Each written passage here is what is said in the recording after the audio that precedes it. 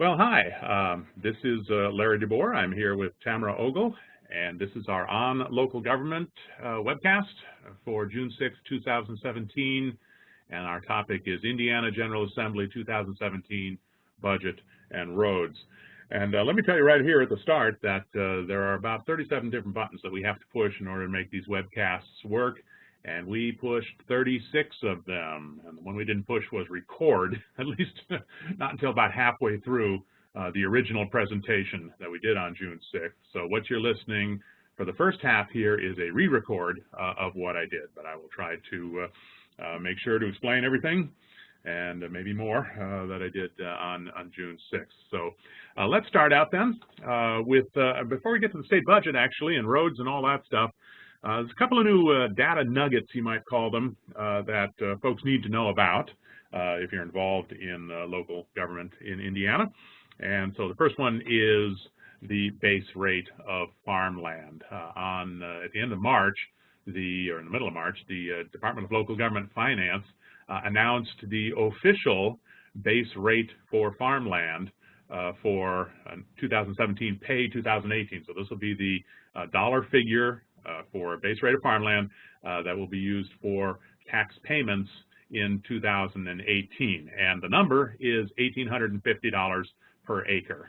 And this is a reduction from where it is right now. Right now it's at $1,960 for 2016 pay 2017. So that's 5.6% reduction from where it is now. And it's a 9.8% reduction from 2050, which is what it was in 2016, and that looks like now that's going to be the peak of the base rate for farmland for the foreseeable future. Of course, the base rate for farmland is the starting point for the assessed value of farmland for the property tax, and it's multiplied by the soil productivity index and then adjusted by influence factors, but it has been the increases in the base rate of farmland from 2007 or so through 2016 that caught the attention of agriculture and caused a change in the way that we calculate the base rate of farmland. So 1850 is what it's going to be. Here's the big change, as you can see, from 2007 to 2015, an increase from 880 on the base rate to 2050. And then it was frozen in 2016 at 2050. Under the old formula, the old way of doing things, we would have gone up to 2420, excuse me, and then 2770 and all the way up to above 3,000 for pay 2018. And instead, the curve has turned around and we're going down to 1850. This is especially, of course, it's a terrific thing for agriculture, for owners of farmland. They're going to see their property taxes edge downward now instead of continuing to rise substantially. And so that's certainly great for farmland owners. Kind of less so for other taxpayers and for local governments in rural areas. And this is especially true in rural areas. In rural areas where farmland is a large share of the tax base, what's likely to happen is the assessed value of the entire local government structure, the counties and the cities and towns and the schools, the assessed value will go down. The levy continues to go up, and the tax rates will rise. And if tax rates rise, that means other taxpayers will pay higher property taxes, so we would expect to see rural homeowners pay more. But it's also the case that if some of the taxpayers are at their caps, then they will not pay more, and instead they will get additional tax cap credits, and local governments will lose revenue. And so the decline in the base rate in rural areas is likely to mean a shift in taxes away from agriculture towards other taxpayers and possibly a loss of revenue for local governments. Now, the change from 1960 to 1850 is relatively small, but nonetheless, this is the coming thing because we expect that curve, that green line that you see there, to continue downward into the early 2020s. And we'll have a report on that come October 4th, the next time we do our On Local Government. Let's also talk about another data nugget, the assessed value growth quotient. Now, the Department of Local Government Finance and the Budget Agency have not yet put out this number officially, and that will come at the end of June, but they will put it out and they will use the Bureau of Economic Analysis, U.S. Department of Commerce data on Indiana personal income in order to make that calculation. Well, the BAA has released all of the data that's necessary to make this calculation, and so we might be able to pop those numbers into the formula that is used to calculate the AVGQ and figure out what it's going to be. Now, the AVGQ is the growth quotient. It is the limit on the increase in the maximum levy from one year to the next that civil governments, counties, cities, and towns use on their operating budgets and schools use on their transportation funds. And so this is important. And we see what's happening here. The AVGQ is calculated based on the annual growth rates of Indiana non-farm personal income statewide, and it's a 6-year rolling average, so, and with a 2-year lag. So for 2018, for budgets in 2018, we're going to add in the number from 2016, the growth rate in personal income from 2016, and we're going to drop the number from 2010. Well, the number in 2010 was 2.9% growth. That was the first year of the recovery from the Great Recession, which is quite obvious on this chart there, if you take a look at 2009. We're going to replace that 2.9%. That's going to drop out of the calculation, and we're going to add in 3.7, which is the most recent data we've got on income growth. Well, we're dropping a smaller number, adding a larger number, and that's going to put the average up. Now, it was 3.8% for this year, a 3.8% increase in the maximum levy for budgets in 2017. For 2018, it looks like it's going to be 4%, the increase. Small increase, edging upward, 4%. The other thing to say, I think, is that the neighborhood of 3.8, 3.9, 4%, 4.1, that sort of thing, is what we expect to see for the foreseeable future. The decrease that you see on that red line there in 2000, well, really after 2010, had to do with the 2009 number being incorporated into the calculation. In 2011, and then 12, and 13, and 14, and 15, and into 16, we had that negative 3 point whatever percent there included in the average. Well, this year it dropped out finally, and that was the cause of that red line jumping in 2017, you see, from about 2.6 to 3.8. So big increase in the assessed value growth quotient. That means the maximum levy for local governments can rise a little more rapidly in 2018. So we think it'll be 4%. It's possible there will be some revisions in the BEA numbers between now and the end of June, in which case the number might be 4.1 or it might be 3.9. But right now, if you take the numbers that are online from the BEA and pop it into the spreadsheet formula that the DLGF provides, very transparent there. They actually give you the spreadsheet. If you just replace the numbers they used for last year with the numbers for this year, bingo, you get 4.0%. So that's what we think it's going to be. But we'll know here in about 3 weeks. All right, let's talk about the state budget. For fiscal years 2018 and 2019, of course, the budget session earlier this year, from January through April, they actually ended it a week early, so pretty efficient there. And we use biennium budgets in Indiana, so they wrote the budgets for fiscal year 2018 and fiscal year 2019. Fiscal year 2018, of course, begins on July 1st, 2017, so the fiscal year 2017 has only got another 3 weeks to run. And that will lead, after that, in the middle of July, to one of the most exciting days of the year for state budget geeks, at any rate, and that is the closeout. That's when the budget agency comes forward with the numbers and reports what happened in 2017, what balances look like, and they put it all together and give us a good snapshot of where we are and where we're likely to go. So that's always an exciting thing to happen. Okay, well, here is a table that shows the revenues, and these are the revenue forecasts, of course, for 2017, 18, and 19, and we have to operate our budgeting, of course, with forecast revenues because we don't know how much we're going to receive. So what happens is that every December, we do an update on the revenue forecast, and that happens every December, whether it's going to be a budget year or not. But then in budget years, we have the December forecast, and that gets the budget process started. And so in December 2016, we had a budget forecast.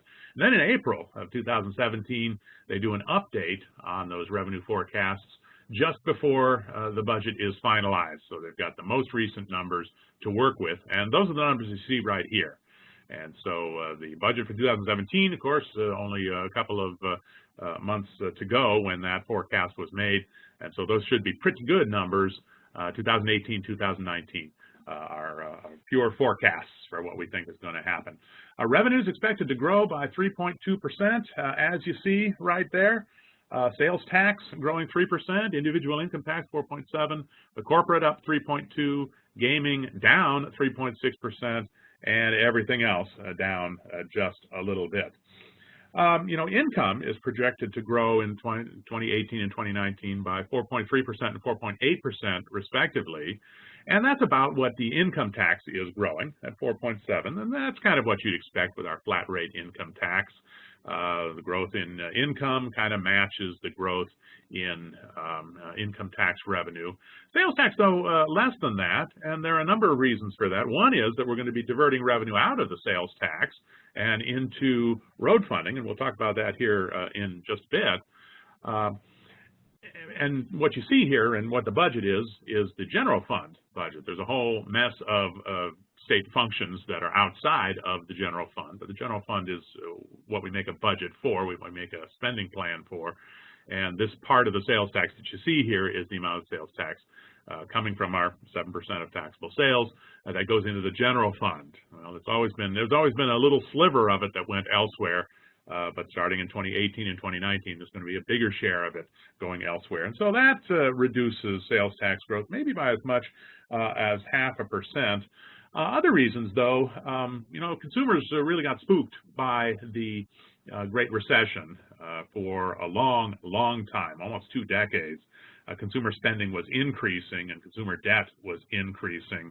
And then here came the recession, and people got into substantial difficulties, shall we say, with the debt that they had accumulated and the spending they were doing. And since then, savings rates have been higher. And, from a personal budgeting point of view, that's probably the right thing to do. From sales tax, though, if you're saving more, that means you're spending less, and that means you're spending less on taxable items as well. So that's another reason that sales tax revenues are probably growing more slowly. Corporate tax at 3.2%, well, we're reducing the tax rates. We're still reducing those tax rates, and those tax rates are going to continue to fall until I think it's 2022. So every year it goes down by another quarter, half point, and that reduces the corporate tax rate growth. Gaming down 3.6, a couple of reasons there. One is the additional competition we're getting from the Cincinnati casino and the Indian gaming. And the other is that we think that gaming, the casinos, are pretty much a saturated market. Everybody who is going to gamble is doing so. We're not expanding the population of folks visiting the casinos by very much, and so the increase in gaming revenue depends on increases in income and increases in population, and not so much in expanding the market. So with the additional competition, that is actually bringing down our gaming revenue. All other, cigarette taxes, and that revenue grows slowly or declines over time. You've got insurance, you've got interest earnings, which we expect to go up a little bit as interest rates rise. All other just kind of a catch-all section there, and there will be some additional all other revenues as when we get to closeout, we'll see some numbers there too. So not too concerned about all other, but they're just a number of revenue sources that are not particularly dynamic, not particularly responsive to what's going on with income. Well, here's appropriations. Then this is the budget. Here's the budget for 2017. So that was what was passed 2 years ago. And here's 2018 and 2019, and we've got appropriations growing, as you see, by 1.9% altogether. Education and higher education growth going 1.6%, and that's the average growth rate from 17 to 18 and 18 to 19, so the 2-year average at 1.6%. The projection on inflation from the revenue forecast was 1.9% in 2018 and 2.4% in 2019. So those 1.6% increases, a little bit less than inflation, in fact. And so while the numbers in 2019 will be the highest numbers we've ever spent on K-12 education and higher education, in real terms, in terms of what those can buy, given rising prices, not so much, not so much. Higher ed, of course, includes aid to the big campuses and the big seven of our public institutions, but increasingly it also includes direct aid to students. And over the last 15 years or so, we've been shifting the content of our higher education budget away from direct aid to universities and to direct aid to students.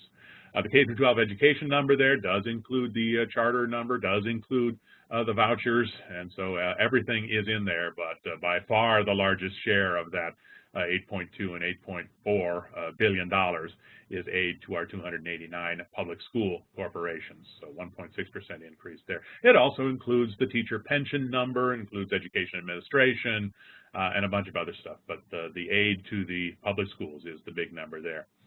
Medicaid going up by 2.7%.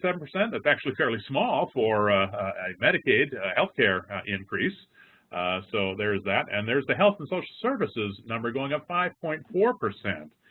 And what is that? Well, the big increase in that category is an increase in the Department of Child Services. And you may know that there's been some controversy and even some court cases about the caseloads that our child welfare workers have, caseloads being too big. And so I think that 5.4% includes significantly more money to hire more case workers and bring those caseloads down. So there's your 5.4% increase. Take a look at this appropriations here. The total, you know, in 2019, $16.4 billion. And if you add up education, health, and social services, that's almost all of it, right? Maybe more than 80% of our general fund budget is education and health. So if you wonder, what does the state government do? Education and health are what it does. And then there's some other stuff too, like the state police and the public parks and economic development and all those other functions that we know are out there and know are important. But the big money goes to education and health. Public safety, you see, going up 1.9%. All other I've got down 1.1%. Again, that's a catch-all number for everything else not shown in separate items, and it's going to be revised as we get the numbers on the additional appropriations that get included in the closeout. So I'm not really got much to say about all other right there. Well, one thing I do want to say, though, is that, hey, we're continuing this trend of smaller state government relative to the size of our economy. And what you see here is a chart that shows appropriations as a percentage of Indiana total personal income, and projected it forward based on our revenue forecast numbers for 2017 through 19. And so you take the state appropriations, again, this is just general fund appropriations divided by personal income. You see that over the course of 2000 through 2008, we were up and down around 6%. Then it jumped during the recession, and that's not because spending increased. Spending certainly did not increase during 2009, 10, and 11. In fact, it was pretty much frozen during that time. But income fell, and so our appropriations didn't go down in proportion to income, which increased the percentages. After that, it dropped off, began to recover from 12, 13, 14, as you see. But since 2014, our appropriations have become smaller as a share of our economy every year. So that's 1, 2, 3, 5 years in a row we've had a decline, looking ahead now to the budget in 2018 and 2019. And how much money is that? Well, if we take 6% as the average, as it was from 2000 to 2014, that is state government general fund appropriations were 6% of state income, and the fact that we're going to be down at 5.1% in 2019 at $2.8 billion. That's a bunch of money, and indicates that the state government is restraining itself, you could say, is small relative to or smaller relative to Indiana personal income. Of course, that's what the folks voted for. There was no question that the folks who've been elected in those years since 2014 pledged to cut taxes and restrain spending, and they won their election. So the folks are getting, voters are getting what it is they voted for. But it does mean that public services are squeezed a little bit on the state level and made to be have to be more efficient. And we are getting these tax cuts, right? We cut the inheritance tax, eliminated that. We cut the individual income tax. We're cutting the corporate tax. We're moving money out of the general fund and into roads. And all of those things are reducing the size of the general fund relative to the amount of income. Okay, what about road funding? Let's talk about what the state legislature did with road funding. You may remember last year we did some stopgap stuff, and it was said to be stopgap. That's not my characterization of it. That's what folks said it was. We took some money out of balances, a few $100 million out of balances, and allocated it to the State Department of Transportation and to the locals. We let the locals use some of their income tax balances for roads.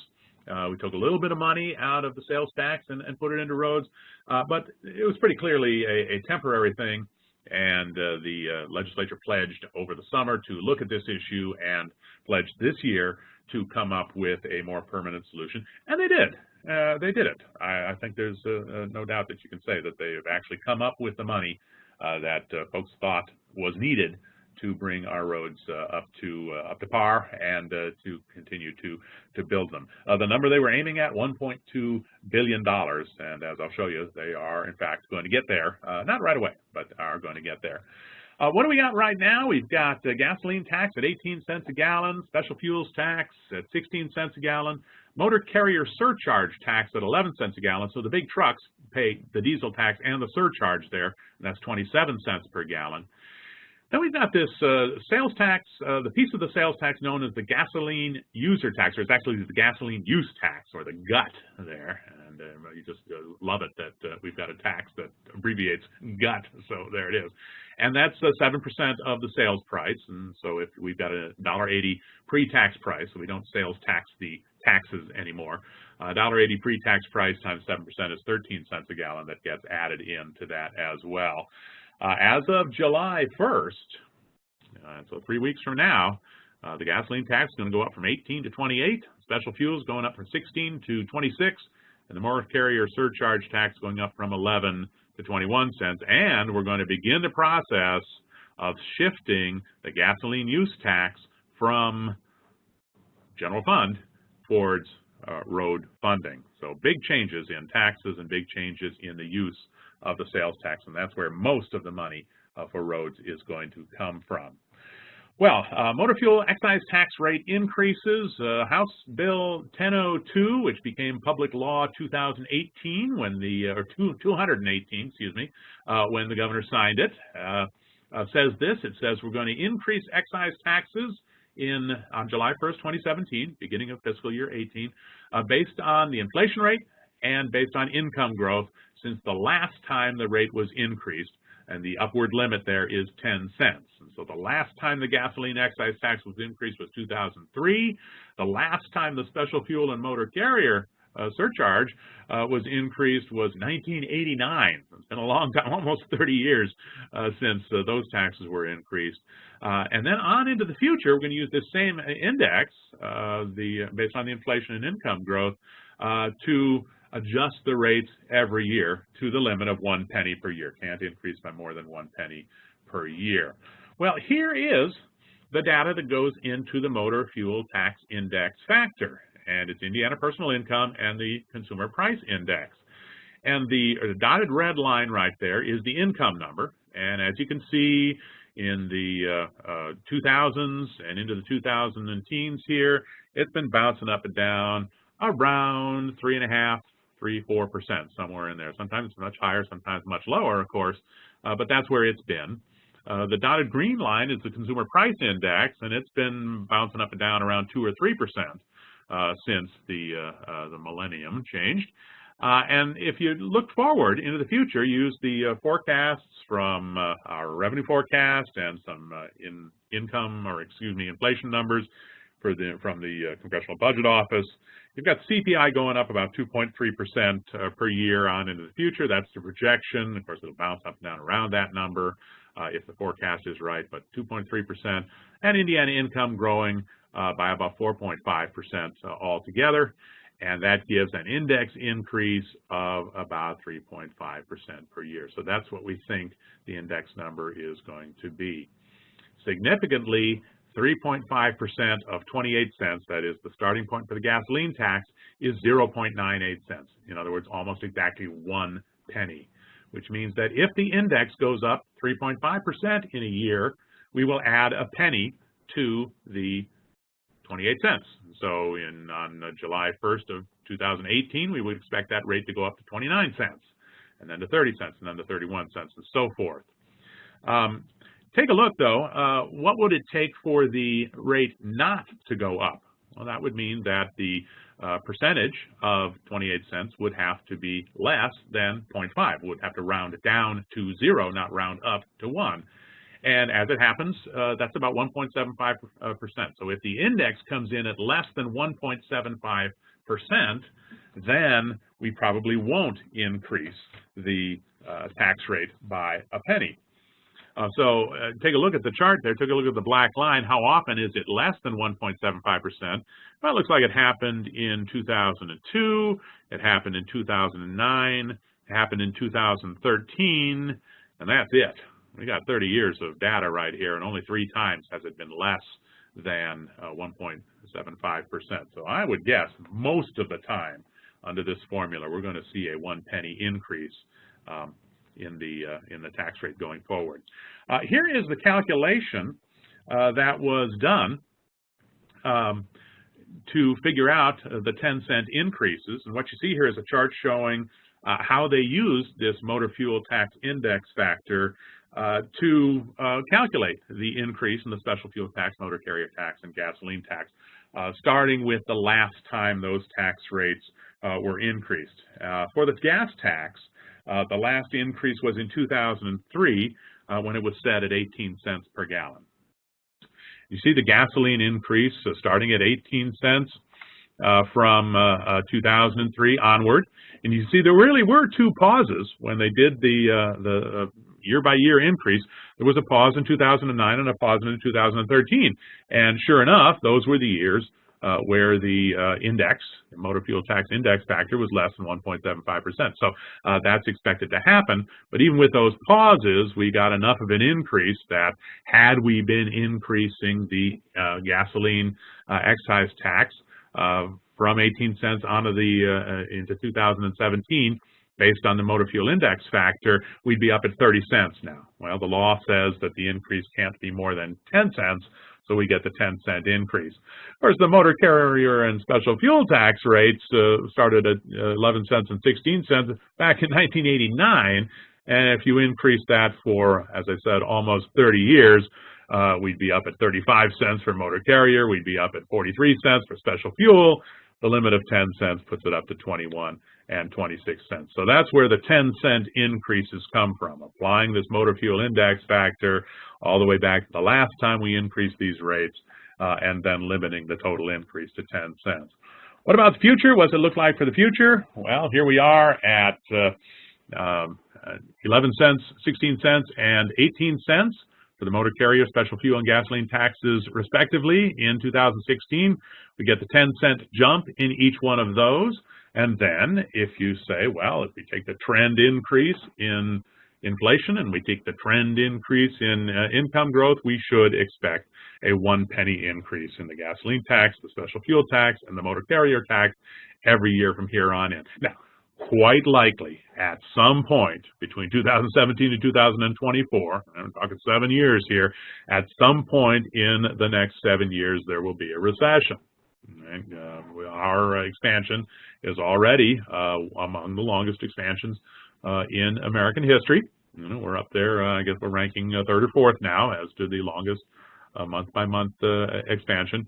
There's no reason why expansions keep can't keep on going. They don't die of old age, but often at some point, as we get into years 8 and 9 and 10, and then beyond that, some shock will come along, or some combination of shocks will come along and create a recession. As I say, I don't see any of that on the horizon right now, but shocks are called shocks because they're shocking and they're unexpected, and we don't know. We can't anticipate them in advance. So if the shocks come along and cause a recession, we may get a pause in the increase in the gasoline, special fuel, and motor carrier tax. Highly unlikely the recession would be so deep as to actually reduce those rates, but nonetheless a pause.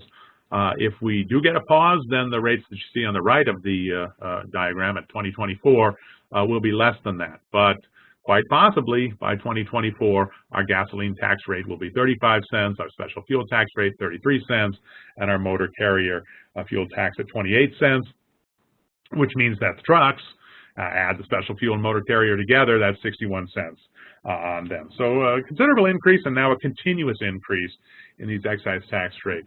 And I don't know that our state has ever tried something like this before, an automatic adjustment in a tax rate. Now, of course, the property tax does that on the local level, adjusts every year based on the increase in the maximum levy and the change in assessed value. But on the state rates, we usually pass a state rate and then leave it there until we pass another state rate.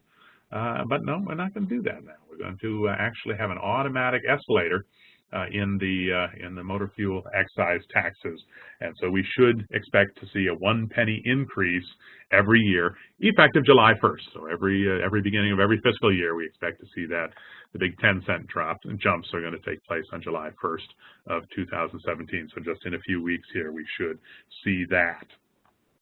How much revenue is that going to deliver? Well, it's going to deliver a ton of new revenue. Fiscal year 2018, with a big 10-cent increase, we're expecting $541 million in additional revenue. Now, in fiscal year 16, most recent year that we have in the books, these three taxes delivered, and a few miscellaneous smaller taxes, delivered $845 million. So this is a 64% increase in the amount of motor fuel excise taxes delivered by this tax increase that we're going to see here. Significant increase. By 2021, it'll be $675, assuming we get those 1 penny increases every year, and that's 80% more than what we saw in fiscal year 2016. So the legislature filling in the perceived gap in road funding in a big way from excise tax revenues. Now, the target was $1.2 billion, you may recall. That was the number that got tossed around quite a bit. I think it's based on engineering estimates as to what's needed to bring our roads up to snuff, I guess, up to where they ought to be. And $675 million, a little bit more than half of that, coming from these excise tax increases. But that's not all of it, of course. Where is the rest of it coming from? And a lot of the rest of it's going to come from changing the uses we make of the gasoline use tax. I think I may have mentioned this the last time, but let me say it again. This kind of snuck up on me. I confess that I did not recognize the significance of the gasoline user tax when it came about. I think it was back in 2014 or 15. The gasoline user tax is simply the sales tax on the sales of gasoline. So it's our 7% sales tax multiplied by the sales of gasoline at the pump. And when this was done originally, it looked to me as if it was just a change in the way we were going to administer this sales tax on gasoline. And it is that. Right? It was a change in administration. But it's more than that. And I think it's more than that because it carves out, it makes the Department of Revenue keep track of how much revenue we get from the sales tax on gasoline. Now, why would you want to know that? It doesn't make any difference, really, if you're just going to devote that revenue to the general fund. If you're going to dump that revenue into the general fund, as it has always been done, along with the sales tax, then what difference does it make? It's just a change of administration. But what I failed to recognize, and what is pretty clear right now, is that the leadership and I think the people of Indiana are kind of committed to the idea that roads should be paid for with user fees. Right? When you think about what went into the debate, we talked about excise taxes. And what are excise taxes? They are taxes on motor fuel that goes into vehicles that gets used on roads, and so we're going to use this this tax on the fuel used for motor vehicles in order to keep the roads in good shape and to build more roads. For road maintenance and construction, we're going to use this user fee, what is effectively a user fee on motor vehicles in order to pay for roads. We talked about fees. There are some new fees, and I'll show you a few of them here in a few minutes, and some new fees on the registration of automobiles and other vehicles that are going to go into road construction. We talked about toll roads and whether we can get the federal government to allow us to use tolls on our interstates, and you know, the new tolling technologies, and the bridge across the Ohio into Kentucky now has a toll on it where they take a photograph of your license plate and charge you the toll in that way. So these new technologies for assessing tolls, we're talking about that again, a user fee on vehicles. What we never did talk about, or didn't talk about much, was using general revenues for roads. You could justify that, right? Everybody, whether you drive or not, you benefit from roads. If you go to the grocery store and there's products on the shelf, how did those products get there? Well, some truck drove on some road to bring those products there. Even if you walked to the grocery store, you benefit from the existence of roads. So you could just say, hey, let's use general revenues and pay for roads. I don't think that was even thought of. For a little while, they were talking about using some cigarette tax money to replace the gasoline user tax, but that was not going to be directed to roads. That was going to be used for something else, and then the money freed up for roads. So we are really committed to this idea that user fees should pay for roads. And so when we carve out the gasoline use tax from the sales tax, we are saying, here is a piece of the general fund revenue, what has always been general fund revenue, that we could claim is a user fee for roads. And that's what we're going to do with that money now. So very gradually, we are going to convert the gasoline use tax, which in the past has just been the sales tax on gasoline, put into the general fund for all the general fund purposes. Instead, we're going to say it's now a gasoline use tax, and we're going to use it for roads. So we're already using some of it for roads, but from now on, from 2020 on into the future, we're going to use 1 cent or 14%, 1/7 of the gasoline user tax for the motor vehicle highway account. The motor vehicle highway account is a account that feeds into a particular formula and divvies up the money to the State Highway Fund, which is INDOT's money, and then the MVH account, which is the Motor Vehicle Highway Funds for counties, cities, and towns, and for their local road and street and highway departments. So that's the one that gets divvied up among the state and the local. 1.5 cents, or about 21% of the gasoline use tax, is going to go to the local road and street matching grant fund. And so that is, again, for locals, or local road and bridge, I should say, matching grant fund. And so that's a fund that the locals have to match with some of their own money. But that's money from the state that's going to go to local roads. Now, as of right now, in 2017, we've got 14% going to the MVH. As of next year, starting here in fiscal year 2018, it's going to be 14% of the MVH and 14% of the local road and bridge. And then in 2019, already on the books, not as a part of HB 1002, we were already going with 14 and 21 to those two sources. So that was already there. We were already going to do that, and we're going to continue to do it, what HB 1002, and I've got up there, Public Law 218, so that's its public law number once the governor signed it. As of 2020 and every year after that, we're going to continue to put 14%, 1 penny, in MVHA and 1.5 cents or 21% in the local road and bridge matching. It's what we're going to do with the rest of it that HB 1002 changes. Now, the remaining 5.5 cents are set by legislation upon further review. In fact, the legislation that sets it is HB 1002. It's very specific about where this money is going to go.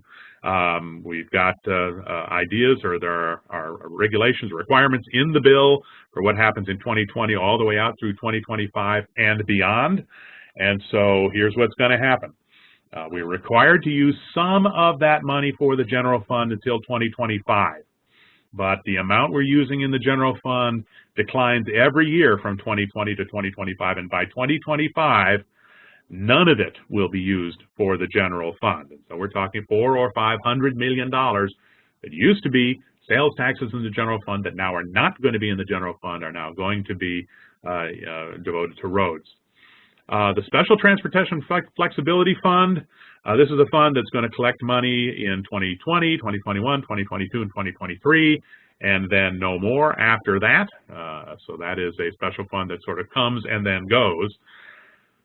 Biggest beneficiary, though, State Highway Fund, and that's INDOT's money. That's the State Department of Transportation revenue. And so in 2020, just 2% of GUT, gasoline use tax, goes into the State Highway Fund, then 9% in 2021, 19% in 2022, 34% in 2023, 54% in 2024, and then in 2025 and after, 64%. So 2025 and after, you're going to have that 14% to MVH, you're going to have 21% to the local road and bridge, and then all the rest of it, 64%, going to the State Highway Fund. So INDOT, the big beneficiary, all the way out to 2025. And then we're going to add some more money. But let me just say one thing. I've been searching for a way to use the fact that the gasoline user tax abbreviates as GUT. And so can we say from this that we are gutting the general fund? Probably shouldn't say that, but we are in fact taking the gasoline use tax and money that would have been in the general fund, and we're now going to use it for roads. So it's in a sense what we're saying, hey, so we're shifting our priorities. You think about the things the general fund gets used for: education, K through 12, higher education, Medicaid, public health, public safety. Those are the things that the general fund is used for, and we're now going to take a chunk of that money and we're going to move it into roads. And what it means is you can say in the sales tax, instead of growing 3.5% per year, the sales tax will grow 3% per year. And as a share of the total budget, it's really not that big. You know, total budget, $16 billion, and we're talking about $400 billion here. But on the other hand, when you talk about the increase year after year after year, this means we're shifting maybe $50 million a year out of the increase in the general fund into gasoline use tax. So it is a change in priorities. It really is, and something that should be noted. Rest of the money for roads. First of all, we decided to exempt the special fuel, the diesel fuel, from the 7% sales tax. And this might be a recognition that the diesel fuel is getting kind of a double whammy here. They're getting a 2-cent increase every year when you combine the motor carrier and the special fuel tax. And so we're going to take special fuels off of the sales tax, and so it won't be the 7% sales tax won't be applied. Of course, the GUT there, the gasoline user tax, is just the gasoline sales tax money, not the special fuel sales tax money. But this is also a reduction in general fund, right? It is money that went to the general fund that will no longer go to the general fund. So general fund takes another hit, a little small one, of course, but still a hit to the general fund. A $15 transportation infrastructure improvement fee on automobiles. So when we register our cars, we're going to see that extra fee there. We're going to raise the annual registration fees on heavy vehicles. These are the trucks more than, I think, 26,000 pounds. So those are the big trucks. $150 fee on electric vehicles and a $50 fee on hybrid vehicles. And of course, this recognizes the fact that the user fee concept for gasoline taxes doesn't apply if you don't use gasoline in your vehicles. So we got these electric vehicles, and we're expecting to see more of them on the roads in the future. And as we see these electric vehicles, here they will be using the roads, putting wear and tear on the roads, but not paying for any gasoline. And by the way, I just saw a news release from Purdue where they think they might be able to have filling stations for new batteries where you go in and you fill it up with new electrolytes, and so a filling station for battery fluid might look just like a filling station for gasoline. And if that's the case, you can expect to see a per gallon tax on electrolyte fluids. So we'll see how this electric thing moves forward and what technologies just get used. But for now, we've got a $150 fee on electric vehicles and 50s on hybrid.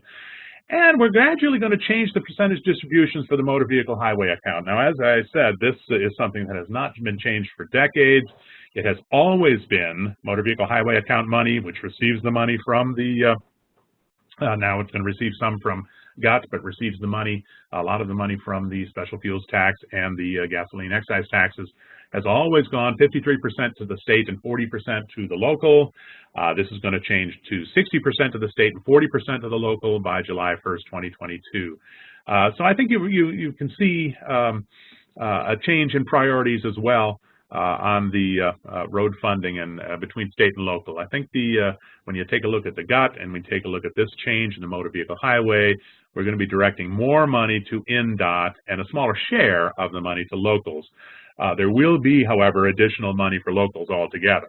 I mean, the MVHA gets some of the GUT money, the local road and bridge match gets some of the GUT money, gasoline user tax money, and the 10-cent increases on all of the excise taxes are going to feed into the formulas that while only 40% instead of 47% will go to locals, that will still be a significant increase in the amount of revenue that locals will get.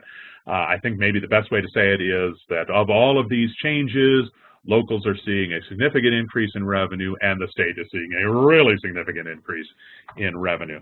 And here's the data right here. This is from the fiscal note, and it takes us out to 2021, so it doesn't include the gasoline user tax changes that will take place into the next decade. There's the change in the general fund, right? $25 million reduction in 2018. Why? Because we're not applying the 7% tax to the special fuels anymore. So we lose something on a general fund. And then as the GUT starts to shift, we see further declines in general fund revenue. So 151 million by 2021, upwards of 400 to 500 million by 2025, I think. State revenue for roads by 2021, an extra $733 million.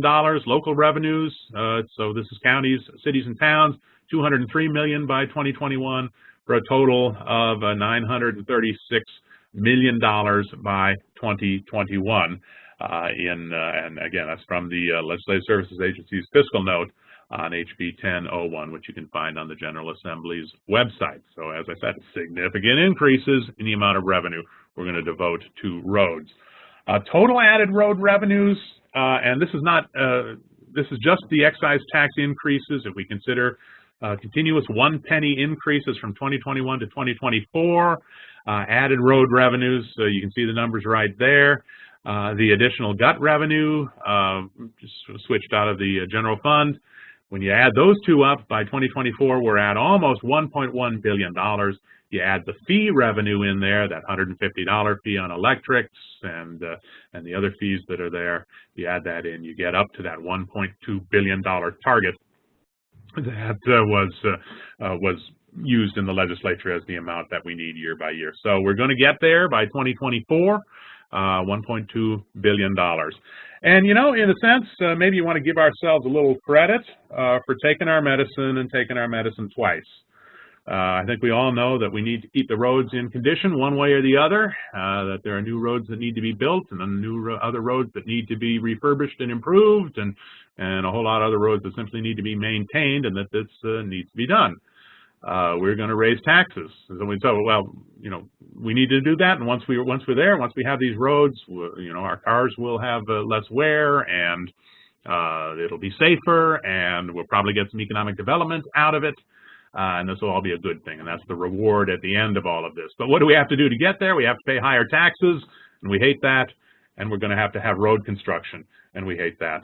But when you think about $1.2 billion per year by 2024, you think orange barrels are a way of life right now in the summertime. Oh my goodness, are we going to see some road construction coming on here in the near future? So higher taxes and more road construction, two things we don't like in order to get something that we do like, better roads on in the future. So let's give ourselves a pat on the back for taking our medicine in order to get a little healthier on into the future. Let's take a look at how we compare now as far as our tax rates to the rest of the country. Because, you know, as I think about it, you put the money into roads, and we expect to have benefits from that. You might be able to cost out those benefits, You might say, how much extra economic development are we going to get out of that extra road construction? How much are we going to save on vehicle repairs because of that? If you wanted to cost out medical bills and that sort of thing from lives saved and injuries avoided because the roads are safer, you could do that. You can add up all of that, and we're talking, I'm sure, about hundreds of millions of dollars in extra benefits to us. But what's the cost? Well, the cost is the taxes go up. And when taxes go up, we discourage economic development, and we take money out of people's pockets that they might have spent on other things, and we divert construction activity from building of office buildings and factories to roads.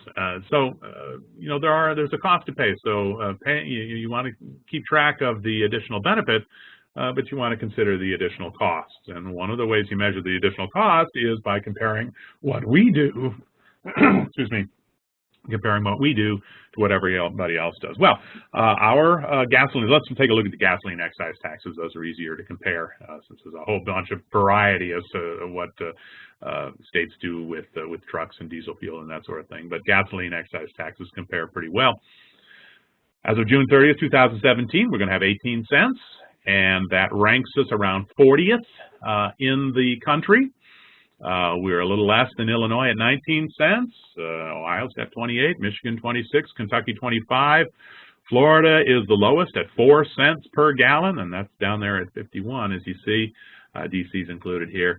And the highest is in Pennsylvania at 59 cents, and then Washington State at 49 cents. So we're pretty low right now. We're, if not in the bottom 10, pretty darn close to the bottom 10 states as far as our gasoline excise taxes. Well, the next day, on July 1st, we're going to be at 28 cents, which is going to put us up in the teens. Going to put us right up there with Ohio, Michigan, and Kentucky, and quite a bit higher than Illinois. Of course, other states will be increasing their excise taxes. It's kind of a trend right now, so this whole thing is going to shift upwards. So we may not be quite as high as that particular arrow, but given what rates are in February 2017, 28 cents is going to put us up in the top third among the states. But remember, we are one of the few states that actually applies our sales tax to the to gasoline sales. We have the gasoline user tax, 7%. And if you add that gasoline user tax in, and you add the other states that use the sales tax, you get a somewhat different look at where we are right now. Where we are right now is at 31 cents. And Illinois and Michigan have additional fees they apply. I'm not really sure if they're do sales tax as well, but they're high enough that you can see Michigan is up there at number 4 in the country at 38 cents per gallon. Illinois at 32 cents per gallon, where we're at 31. So that puts us around 20th or so in total gasoline taxes, including the sales tax. With just the excise tax, we're 40. But right now, with our sales tax, we rank 20th, and then 40th we ranked, and now we rank 20th. Once we add the 10 cents on July 1st, we're going to have the third highest state gasoline tax rate per gallon in the country. Third highest. And boy, that doesn't seem like us at all, does it, to have the third highest tax of any kind? But there it'll be. And so, Crossroads of America costs some money to be the Crossroads of America, apparently, and so 41 cents per gallon is going to put us behind only Pennsylvania and Washington and ahead of Michigan, third highest in the country. And so we're going to pay a price here in order to deliver all of that extra revenue and keep these roads in good shape. So, you think about it, yeah, we're going to get some economic development impact, no doubt about it, from the additional roads that we're going to put in there, but we're going to take something, probably an economic development hit from the gasoline taxes. And the question is whether the development will be greater than the hit that we take. Probably yes, but let's not recognize that there's a hit here to be taken as well at 41 cents per gallon, ranking third among all of the states. Well, that's what I had to say about the budget and the roads. It took about an hour here, a little shorter than usual, I guess. I do want to remind you that we are on Twitter. Actually, I have a little story to tell as far as Twitter is concerned. If you're on Twitter, you know that we keep track of how many followers you've got. We're in the 660s right now, 660 followers. Very low number compared to some folks out there, but given the topics that we cover, which is Indiana state and local government, we think 660 is pretty good for almost 3 years on Twitter. But another thing that you look at if you're on Twitter is how often do your tweets get retweeted. If somebody retweets your tweet, they thought it was important enough that they wanted their own followers to see what it was. And so I wanted to show you some of the retweets that we get. Here's the capital comments column for April 2017. I wrote it about the base rate of farmland, and we got a retweet. We got one for April 2017. And to get any retweets for the material that we use, it's usually pretty good. So we got one retweet from that. And then on May 2nd, when I was following the school referenda and trying to keep track of what was going on that, one of the times when I posted the list of what I had thought had happened, what had actually happened with the school referenda, we got 2 retweets out of one of those tweets. And so 2, I thought that was pretty good. And then I posted a picture of what's going on State Street, out front of Purdue. You know, the main drag through Purdue is State Street, or one of the main drags. And I posted this picture because I thought it was kind of cool, number one, to show just how torn up State Street is. We aren't going to be driving on this road anytime soon, that they had torn it up all the way down to the old trolley rails. And you see some cross ties there, the wood pile at the front, and you can see in the back there, I hope, a steel rail, the old trolley rails that had just been buried when the trolley was taken out, and here they've dug it up and taken it out. And apparently old steel is valuable, and so maybe they'll take it out and sell it and offset some of the cost of the road. But in taking this picture and trying to get the picture of the torn up road and the trolley track and the cross ties, I also, as you can see, included a picture of Harry's Bar and Grill over there on one of the State Street corners. Sure enough, when I posted this, got 122 retweets. By far the largest number of retweets we've ever had on any tweet we've ever done.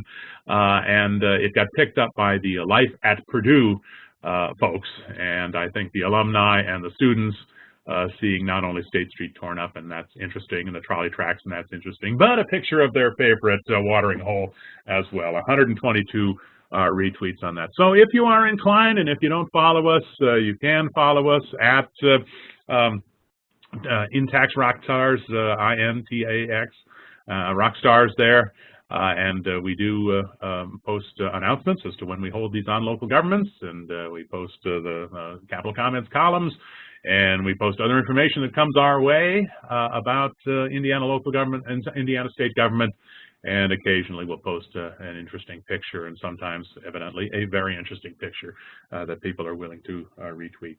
Well, what we're going to do here is take a 5-minute break, so we'll come back around 12:08, 12:09, and if you have questions that you want to ask, please post them, and we'll see you in about 5 minutes. Thanks a lot. Nope, that's not what I'm doing.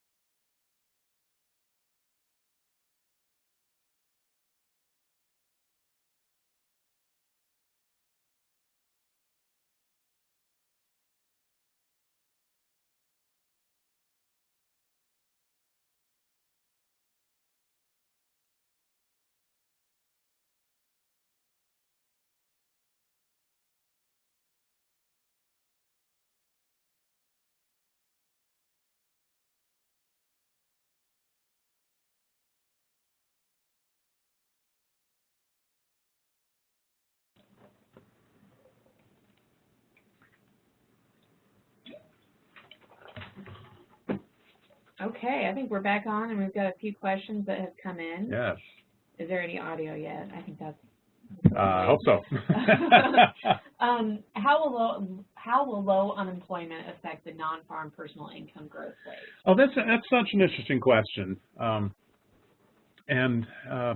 You know, we have reached a new point in the economy here just in the last few months, I think. I don't think there's much doubt that we are close to, if we're not actually at, full employment. And when an economist says full employment, we don't mean the unemployment rate is 0, right? We mean the unemployment rate is somewhere between 4 and 5, and that pretty much everybody who's entering the labor force, who decides to go out and get a job, will, after a few weeks search, be able to find one, and that's what it means. And so the fact that people are out there searching simply because it takes time for employers and employees to find one another means that you're always going to have some people counted as unemployed when the survey is taken every month. But when you get down into the 4.5%, 5% range, and we're at what, I think 4.3 now, you're pretty much at full employment. And what that means is that the growth in the economy is going to be limited by the number of people who are entering the labor force, the new people who want to come to work, plus the increase in productivity. How much extra will people be able to produce? And so that's dependent on increases in technology and firm organization and education and that sort of thing. And so what you don't get is the recovery. You know, from 2009 to just recently, there were a whole bunch of people out there who wanted to come to work but couldn't find a job. And so when they did find jobs, you got that extra boost to output and production and GDP and that sort of thing. So I think we should expect slower growth now that we have recovered, and the growth rates that folks are quoting are usually in the 1.5% to 2% range, kind of the new normal of slower growth. However, with the income tax and to some degree the sales tax, when you reach full employment, and especially if you push a little beyond that, what it means is that labor is scarce, and so business firms, if they want to attract folks into the labor force who might not be inclined to do that, or want to expand their own number of employees by attracting employees from other employers or from other occupations, they're going to have to raise their pay. And if they raise their pay, that would add to the amount that could be collected from income taxes. And if people with higher pay spend a little more, maybe sales taxes go up as well. So, you know, we've got those two sort of competing explanations as to what would happen to income growth. And a lot of it depends on, I guess, where we end up staying. If we end up staying at 1.5% to 2% growth and the Fed hits its target of 2% inflation, then we should expect 3.5% to 4% growth in income. On the other hand, if we move beyond full employment, if for whatever reason, say we get a big tax cut and that causes people to spend more, and that gives businesses a reason to try to produce beyond capacity and hire more folks, well, then inflation might be higher and income growth might be higher, and we might get 4 or 4.5 or 5% growth. So I think that's where we are right now, but I would guess that the most prudent estimate is somewhere between 3.5% and 4% growth in income taxes, given where we are in the economy now. I think next up we just have a small correction on our yes. slide for Public Law 218. Let me tell you about that. Okay, so the slide is up there. I said remaining 5.5 cents. You know, ever since elementary school, the thing has confused me about 1 plus 1 plus 5 is 7, but then with the 1/2 and the 1/2, that actually made 8. So I apologize for that. But that's another reason. You know, when we started out, if you look at 2018, 2019, the law says 14.28% of GUT goes to the motor vehicle highway account. That's at 14.28%. That's 1/7. That's 1 cent. So I thought, well, you know, the easiest way to tell people how much of the sales tax, how much of GUT is going in a motor vehicle highway account is to just say it's 1 penny out of 7. Well, then I looked, and local road and bridge matching fund was 21 point whatever, which is 1.5 cents. So I said, okay, 1.5 cents. And but starting in 2020, that whole penny thing breaks down, because the amount going into the state highway fund in 2020 is in no way related to 1/7 or 1/2 of 1/7 or anything like that. So from here on in, I'm just going to use percentages and just do it that way. And that will be less likely to confuse me on that. But yes, 4.5 cents is the remaining amount set by legislation. But as I said, let's use percentages from here on in to talk about that. So looking at the gasoline user tax, we've got a lot more funding coming for roads, but how will GUT impact public transportation entities? Good question. Most GUT goes into State Highway Fund. I confess I'm not sure what's in the Special Transportation Flexibility Fund, since that doesn't actually have a road in the title. Perhaps that can be a mass transit thing. Local road and bridge just goes to roads. Motor vehicle highway account just goes to roads. There's a piece of the sales tax apart from GUT that goes into public transportation. So I can't give you a really good answer on that, but if there's anything in GUT about that, it would be in the Special Transportation Flexibility Fund. I don't think you're going to find it there because this is the new legislation. So can't tell you, but not very much of it, I guess, is how it looks to me. Most of this is pavement and curbs and medians and bridges and motor vehicles. So not so much, but perhaps out of that Special Transportation Flexibility Fund. We'd have to look that up and see what they're doing with that. Regarding the growth quotient, is there any thoughts, ideas, projections about assessed value growth, since this affects tax cap impacts? That is, if the growth quotient based on income growth is projected to grow at 4% and assessed values of property go up by less than 4%, theoretically more individual property owners would qualify for a tax cap credit. Obviously, this would mean less collections for local government entities. Yep. As it happens, I just received a whole batch of data for 2017, which included some of the assessed value data. So I just started looking now at what's been happening to assessed value growth. And you know, our assessment system, in a sense, has been working since we went to trending in 2007. When the recession came along and property values, home values, and office building values and so forth, apartment houses, were depressed, our assessment system caught that, and assessed value actually went down for a couple of years. Lately, though, it's been growing, and it looks to me like normal growth will be somewhere in the 2 to 3% range for gross assessed value. Now, net assessed value grows a little faster than that because there are some fixed deductions in there, but it looks like gross assessed value. You know, when I first came to Purdue, and then for a long time, and started looking in Indiana property taxes, we had the old true tax value system, and we had that system for decades and decades. And so you'd have data all the way back to the 1950s, which would show you what was normal growth in assessed value. And then with the property tax assessment, to be generous, chaos that we had starting with the court decision at the end of 1998, and the many changes in the way we did assessment, there was really no way to figure out what was normal.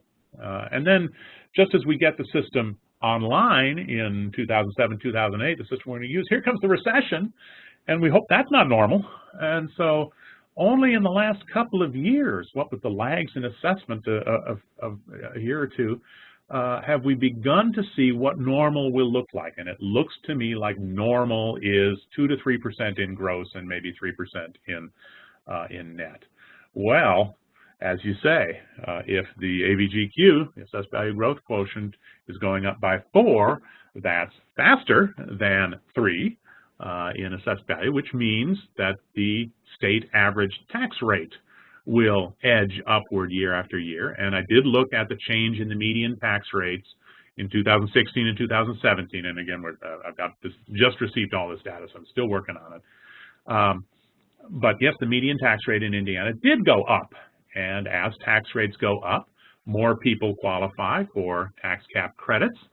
And that means that the total levy, the portion of the levy collected is going to be smaller. So yes, the maximum levy may go up by 4, but that may mean a smaller increase in the actual levy collected after the tax cap credits. Now, of course, it depends entirely on what your rate already is and where you're located. What I just said really doesn't apply very much to unincorporated areas and to rural places. Those are places where tax rates are so low that hardly anybody qualifies for tax cap credits, and the property tax works as it always did prior to the introduction of our constitutional tax caps. But in places where tax rates are above 2, and especially where tax rates are above 3, the additional tax added on there pushes more and more people into tax cap credit eligibility. And if you've already got a whole bunch of folks at their tax caps, yes, the increase in assessed value will be the thing that defines how much their taxes go up, not the increase in the tax levy or the tax rate. So any thoughts are, yes, you've just nailed it with that question, that comment. Yes, when the ABGQ goes up faster than the assessed value, the increase in the levy will be smaller. The increase in the tax bills will be smaller than that 4% ABGQ rate might imply. And that is absolutely something to watch, especially in cities and towns and in units of government that overlap cities and towns. Jeff asked if the slides will be available on a website. We have the handout, which is basically the slides, in PDF form that was sent to all registered participants, and I'll send that out again with the recording. Speaking of the recording, we've missed a little bit of the program, so Larry and I will re-record that program later this week, and so there'll be a little bit of a delay getting that out. There are so many buttons to push, to make this work, oh well. Yes, it happens. Next question, I just lost. Oh, wow. That was the long one there. So, what was that? The gas tax increases? That one? Yes. With the gas tax increases, will people reduce the amount they drive or use? Oh, I love that question. That is an elasticity question. It's an Econ 101 question. So, and the answer is yes, they will. The price of gasoline does affect the amount of gasoline gallons purchased. It's rather famous, I think, that between 2020, or excuse me, got to get my year straight. Between 2001 and 2014, gallons sold in Indiana declined most years, and there were 3 reasons for that. One was slow growth in income and the recession, and so when people don't have jobs to drive to, they drive less, and when they're buying less stuff, they drive less. Second was, of course, the continuous increase in miles per gallon in fuel efficiency, and that's the one we're looking forward to on into the future as having a big effect. But the other reason was the increase in gasoline prices that took place at the beginning of the 2000s and lasted through about 2014, with one big, you may remember, one big drop in 2008 that was immediately recovered again in 2009. And the evidence is absolutely clear that the fact that those prices were higher reduced the amount of gasoline sold. And you can see it because all of a sudden in 2015 and 2016, the amount of gasoline excise tax revenue that we were collecting jumped. It had been declining, and then it went back up again because gasoline prices went down, and so people bought more gasoline. And buying more gasoline times 18 cents per gallon, and now 28 cents per gallon, increases the amount of revenue. So there's absolutely no doubt that that price influences the amount that's sold. It doesn't influence it in a very big way, though. Now, you get a great big change in price from $3.50 down to $2 like we saw in 2015. You'll get a great big response in gallons sold. But the response rate is something on the order of 2% per every 10% change in price. Okay, so the price goes up 10%, people buy 2% less gasoline. Goes down 10%, people buy 2% more gasoline. Might even be smaller than that, but it's very inelastic is the way we do it in econ jargon. And you can see the reason for that. I mean, people got to go to work. Right? People got to go to school. They got to go grocery shopping. They have really no choices about these things. If gasoline price goes up and stays up for a long time, you know, they can get a new car that isn't such a gas guzzler or move closer to work. But that's not the kind of adjustment you can make in the short term. And so in the short term, the response of gasoline sales to price is there, definitely, but it's relatively small. So now when we got to think about 10 cents, we got to think, what percentage change in the price of gasoline does 10 cents represent? So if price is $2, a 10-cent increase is 5%, right? A 5% increase. So if we're talking about a 5% increase in the price of gasoline, you would expect a 1% or so decline in gasoline sales. That's not going to reduce total, that's not going to mean revenue goes down because we've raised the price. We're not on the far side of the Laffer curve there, but it does mean it takes the edge off a little bit of the amount. And I think the fiscal note, I know the folks down at LSA, they've taken account of the fact that increase in the prices of gasoline actually do reduce gasoline sales. So it will have a small impact. And year by year by year, we get this 1 penny increase. And a 1 penny increase is, what, 0.5%, which would cause a 0.1% decline in gasoline sales. It's there. The effect is there. I don't think it's a big enough effect to make much difference in revenues. But you know, we always got to take account of the fact that when you change taxes, you change the tax base. And when you raise taxes, you reduce the tax base.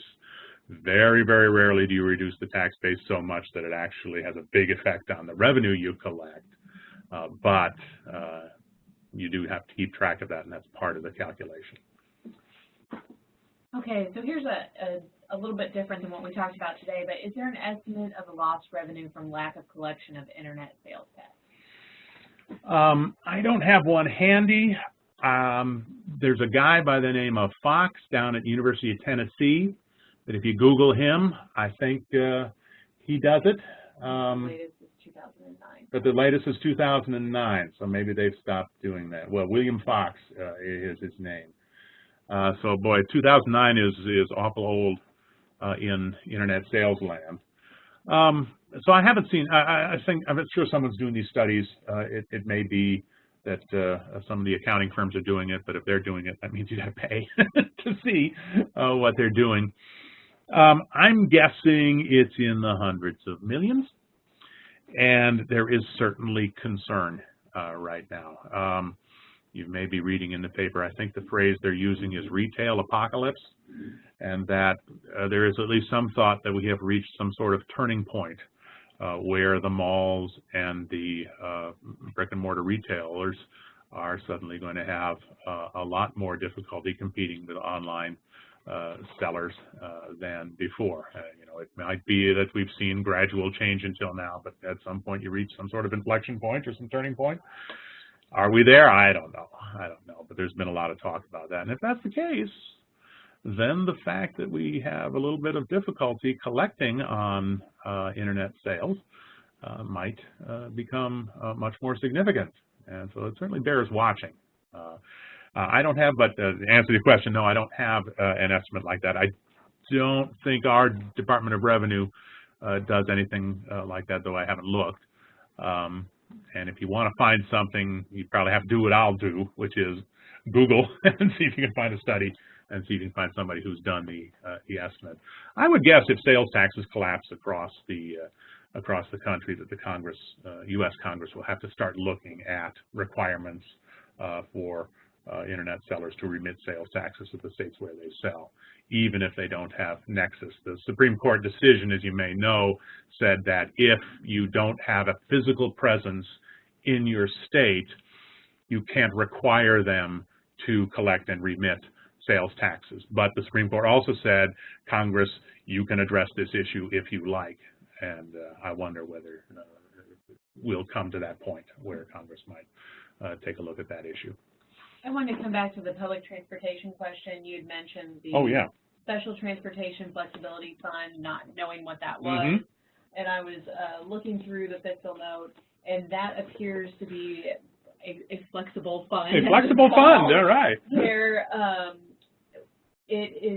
that revenue is to be transferred to the State Highway Fund biannually unless otherwise specified by the governor. Wow. And so I think the intention is that the governor can divert those funds if he feels like they need to go to K through 12 education, healthcare, or child services because other federal or state funding is insufficient. All right. So, okay. And to also address that, we had a question if there's a breakdown by county as far as what localities will receive from the new road funding, and that's not in the fiscal note. Isn't it? Where did I see that? Did I see that somewhere? Did you scroll down? It's not in the fiscal note? No, there's only 10 pages. Oh, okay. Yeah. Huh. Yeah, county by county. Yeah, county by county breakdown. I thought, yeah, maybe it was something else that I saw. I don't know. I would guess that the first place I would go is County Association or AIM, the Old City of Town Association.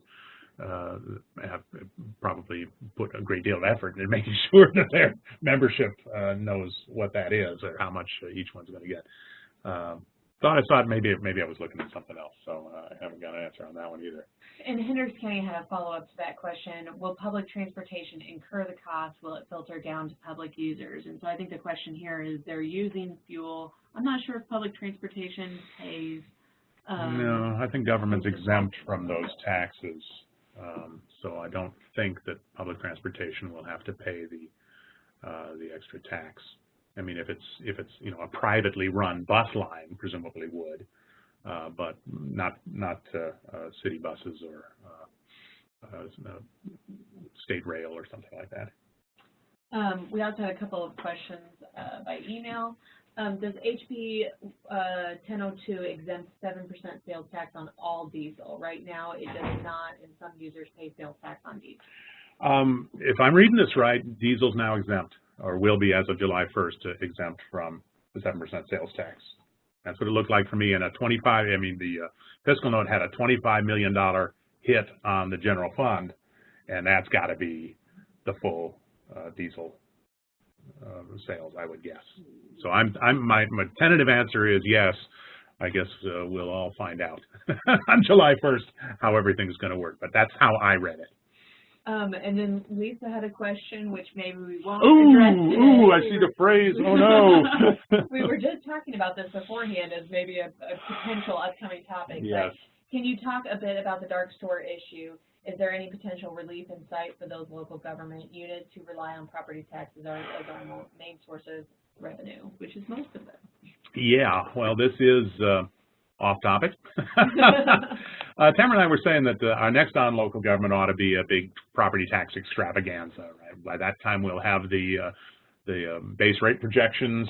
I'll have processed through all of the 2017 property tax data that I just received. What's the tax cap hit? What's been happening to gross and net assessed value? What's been happening to taxes on homeowners? And all that stuff, and I think probably the dark store issue. Just for those of you who may not be up on that, and I suspect if you listen to, if you're someone who regularly listens to us, you probably are up on this, but it's a big controversy all across the country as to how do you assess big box retailers. And the assessors say, well, what you do is take the construction cost and say that's about what it must be worth, but the owners of the big box stores say no. What you should do is take the selling price of these stores when they sell, but when they sell is usually when they've been abandoned and they're already depreciated, and they may have been constructed specifically for the use of a particular seller, and so are not quite as useful to anybody else. Restrictions on who they can restrictions, a dark Meijer probably has restrictions that it can't be sold to a Walmart, say. some kind of non-compete clauses that are so prevalent out there now. And so what it amounts to is that the assessors think that the the big box stores should be assessed at a higher number than what the owners of these big box stores think they should be assessed by. Well, that's always true, right? But in this case, there are court cases and assessment challenges going to the Board of Tax Review and perhaps beyond, and not just in Indiana. And not just in Indiana. We've seen this. We've seen reports of this from all over the place. Tamara just said you saw one from the IAAO, I think, International Association of Assessing Officers. It's going to take some study on our part. It is very much a legal issue as much as it is an assessment issue, and so we'd have to bone up on the what we can figure out about the legalese on this thing, and neither one of us are lawyers, so that'll be a challenge. But since you asked, let's include that as one of our topics for next on local government. So it looks like we've got one last question, and I'm going to look up the date because we've already set the date for the next on local government. While you answer the last question, who receives the money when you cross the new bridge in Louisville? Oh, that's good. I don't know how they divide that up. Actually, one presumes that it somehow gets divided up between Indiana and Kentucky. And so since we obviously had to cooperate in building that bridge, the portion, I'm not sure how it gets divvied up, but our portion undoubtedly goes to INDOT, and they use it to maintain the bridge. And I don't know, do we do bonds on that bridge? Wouldn't be surprised. So maintaining it and paying it off from those tolls. You know, thinking about those tolls, I was thinking the other day, I would kind of guess that as we move forward into electric vehicles, as those technologies come online, as we move away from gasoline-powered and diesel-powered, if that's what we do, with the advances in tolling, taking a picture of your license plate. Had another professor in the department tell me that if you get one of those devices that you put into your car, you can get one now that works the entire eastern half of the United States. Oh, wow. Not just for a particular road like the Chicago Toll Road or Indiana Toll Road, Chicago Toll Road up there. And if that's the case, then I suspect that user fees through tolling and billing your credit card is the wave of the future.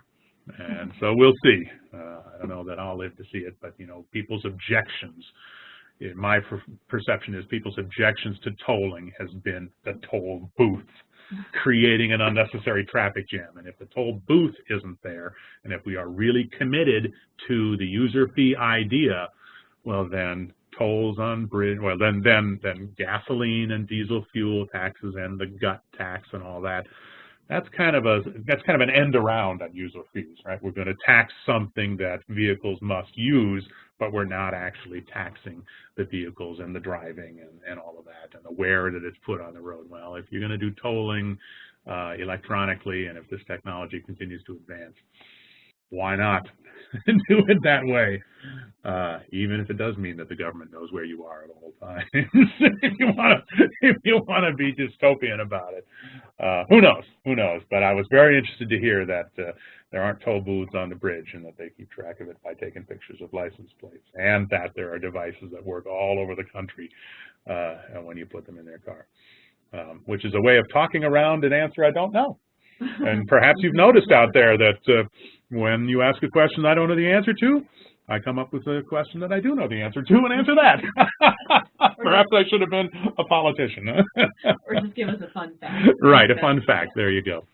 So I think that brings us to the end of the questions. Thanks for joining us today. I did want to let you know we do have the next date set. It'll be October 4th, and we are calling it Property Tax Extravaganza. Property Tax Extravaganza on October 4th. Yes, so we'll have our farmland assessment forecast by then, and some statewide numbers on the property tax. Here we are assigning ourselves a task far into the future because surely we'll have time to do it by then.